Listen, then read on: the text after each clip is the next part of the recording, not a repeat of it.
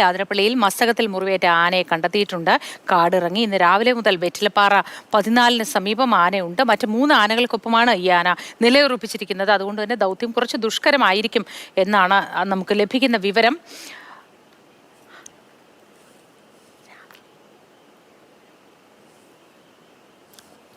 ഗോകുൽ വിവരങ്ങളുമായി ചേരുന്നുണ്ട്. Gokul, good morning. ദൗത്യ സംഘത്തിന്റെ പ്രവർത്തനങ്ങൾ ആരംഭിച്ചോ? ഇപ്പോൾ എന്ത് നീക്കത്തിലാണ് അവരുള്ളത്? ഈ ആനയെ 3 ആനകളിൽ നിന്നും മാറ്റി നിർത്താനുള്ള ശ്രമമാണോ ഇപ്പോൾ നടക്കുന്നത്? അതായത് ഈ ആന ഇപ്പോൾ കൂട്ടത്തിന് ഒപ്പമാണ്. ഇന്നത്തെ ഈ ദൗത്യത്തിന്റെ പ്രധാനപ്പെട്ട വെല്ലുവിളി ഒരുപക്ഷെ ഈ ആന കൂട്ടത്തിനൊപ്പം നിൽക്കുന്നതായിരിക്കും. ഇന്നലെ ആനയെ കണ്ടെത്താൻ കഴിയാത്തതായിരുന്നു.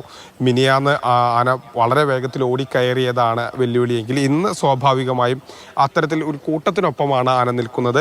രാഗിനി ഇപ്പോൾ ശ്യാം ഇപ്പോൾ നിൽക്കുന്ന പ്രദേശത്തിന് മുന്നിലുള്ള ചതുപ്പിലാണ് നിലവിൽ ആനയുള്ളത്. അതിനുശേഷം ആന സ്വാഭാവികമായും സാധാരണഗതിയിൽ വരിക ഒന്നെങ്കിൽ ഈ എണ്ണപ്പനത്തോട്ടത്തിന്റെ ഭാഗങ്ങളോ അതല്ലെങ്കിൽ ഇതിനപ്പുറത്തുള്ള കാലടി പ്ലാന്റേഷന്റെ റബ്ബർ കാട്ടിലോ ആയിരിക്കാം. കഴിഞ്ഞ ദിവസം എത്തിയത് റബ്ബർ അല്ലെങ്കിൽ റബ്ബർ പ്ലാന്റേഷനിലേക്കായിരുന്നു, അല്ലെങ്കിൽ ഈ മേഖലയിലേക്ക്. ഇത് ഏതെങ്കിലും ഒരു മേഖലയിലേക്കായിരിക്കും ഒരുപക്ഷെ ആന ഈ തുരത്തിൽ നിന്ന് കയറാൻ സാധ്യത.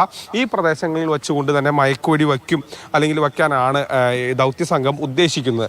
അതിനാദ്യം സ്വാഭാവികമായും ആന ഈ കൂട്ടത്തിൽ നിന്ന് മാറുകയാണെങ്കിൽ അങ്ങനെ, അതല്ലെങ്കിൽ മറ്റേതെങ്കിലും ഒരു ആക്ഷൻ പ്ലാനിലൂടെ ആനയെ മാറ്റുക, എങ്കിൽ മാത്രമേ ഈ ദൗത്യം ഇനി മുന്നോട്ട് പോകാൻ കഴിയുകയുള്ളൂ. ഇന്നത്തെ പ്രധാന വെല്ലുവിളി എന്ന് പറയുന്നത് ഇത്തരത്തിൽ ആന കൂട്ടത്തോടൊപ്പം നിൽക്കുന്നു എന്നുള്ളതാണ്. ഇവിടെ വെച്ച് നമുക്ക് ഈ മാധ്യമങ്ങൾക്ക് ഈ പ്രദേശം വരെ പ്രവേശനമുള്ളൂ. ഇതിനപ്പുറത്തേക്കാണ്, അപ്പുറത്തുള്ള പ്രദേശത്തേക്കായിരിക്കും ഒരുപക്ഷെ ദൗത്യം നടക്കുക. ആ പ്രദേശത്തേക്ക് കടക്കാൻ ഇപ്പോൾ നിലവിൽ ഏതായാലും അനുവാദമില്ല. കാരണം അത് നമ്മുടെയൊക്കെ തന്നെ സുരക്ഷയെ മുൻനിർത്തിക്കൊണ്ടാണ്. മറ്റ് ഈ റോഡിൽ ഗതാഗത നിയന്ത്രണമുണ്ട്, അത്തരത്തിലുള്ള നിയന്ത്രണങ്ങളും ഏർപ്പെടുത്തുന്നുണ്ട്.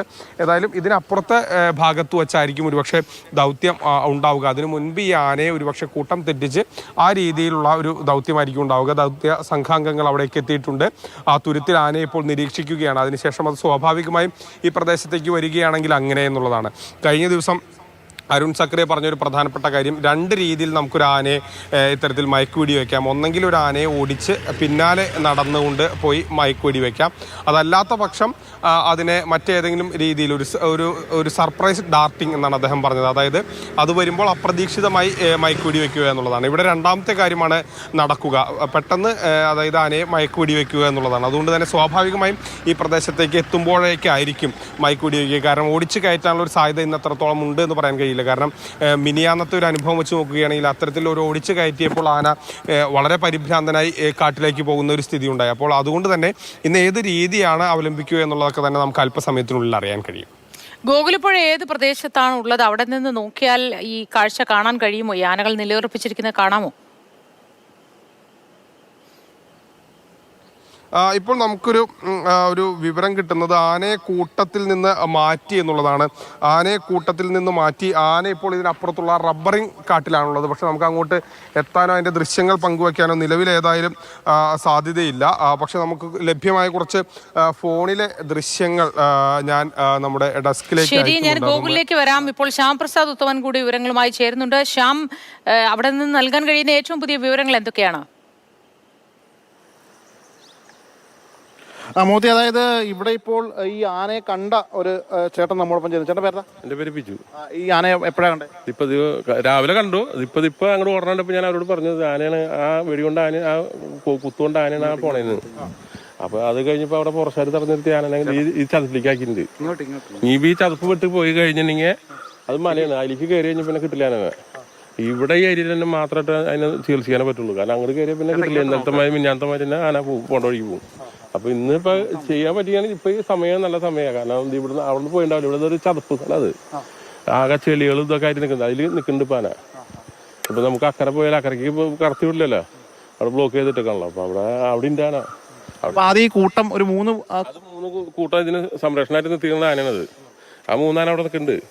അതിലൊരു മോഴാനിയുണ്ട്, 2 കൊമ്പന്മാരുണ്ട്. ആ കൂട്ടത്തിൽ നിന്ന് തിരിഞ്ഞ് ഈ ആന അങ്ങോട്ട് പോയത്. അപ്പൊ ഞാൻ ഇതിലെ പോയപ്പോ ഞാൻ പറഞ്ഞത് ആ പോണത് ആനയിടാന്ന് പറഞ്ഞപ്പോ ആന അങ്ങോട്ട് ചെന്ന് അവിടേക്ക് എത്തി. അപ്പൊ പുറച്ചാരൊക്കെ പാടി ഓടിപ്പിച്ച് അങ്ങോട്ട് കയറ്റാണ്ടിരിക്കാൻ വേണ്ടി ഇങ്ങോട്ട് തന്നെ ആക്കി.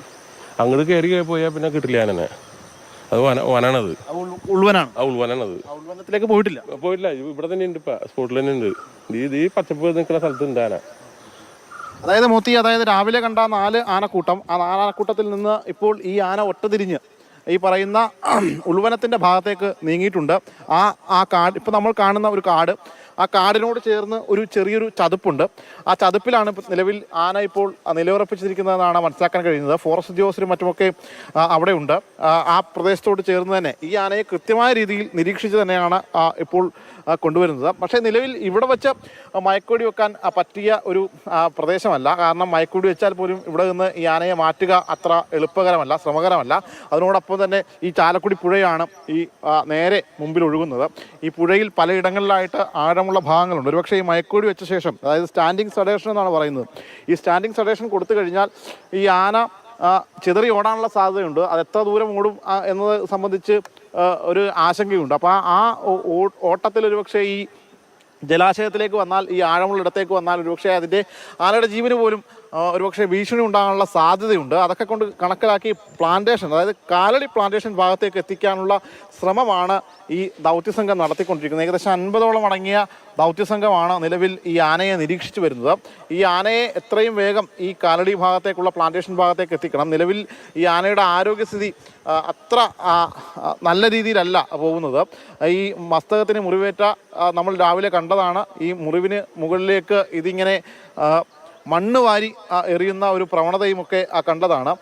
അതുകൊണ്ട് തന്നെ ഇപ്പോൾ ആന ഈ മറ്റ് ആനകളിൽ നിന്ന് ഒറ്റതിരിഞ്ഞ് അങ്ങോട്ടേക്ക് മാറിയിട്ടുണ്ട്. കൂട്ടത്തിൽ കാട് കയറി കഴിഞ്ഞ ദിവസം ഈ പടക്കം പൊട്ടിക്കുകയും മറ്റുമൊക്കെ ചെയ്തതോടുകൂടി ആന കാട് കയറിയിരുന്നു. കാട് കയറി ഒരു മോഴയാനയും മോഴയാനയും മറ്റ് 2 ആനകളുമായിട്ടാണ് ഇങ്ങ് കാടിറങ്ങിയത്. ഇപ്പോൾ 4 ആനകളാണ് ഇവിടെ ഉള്ളത്. അതിൽ മറ്റ് 3 ആനകൾ തൊട്ടപ്പുറത്ത് ഉണ്ട്. അതിനോട് ചേർന്ന് ഉള്ള ഈ ഏകദേശം ഒരു 200 മീറ്റർ ദൂരം മാറിയാണ് ഇപ്പോൾ ഈ ആന നിൽക്കുന്നതെന്നാണ് മനസ്സിലാക്കാൻ കഴിയുന്നത്. ഇപ്പോൾ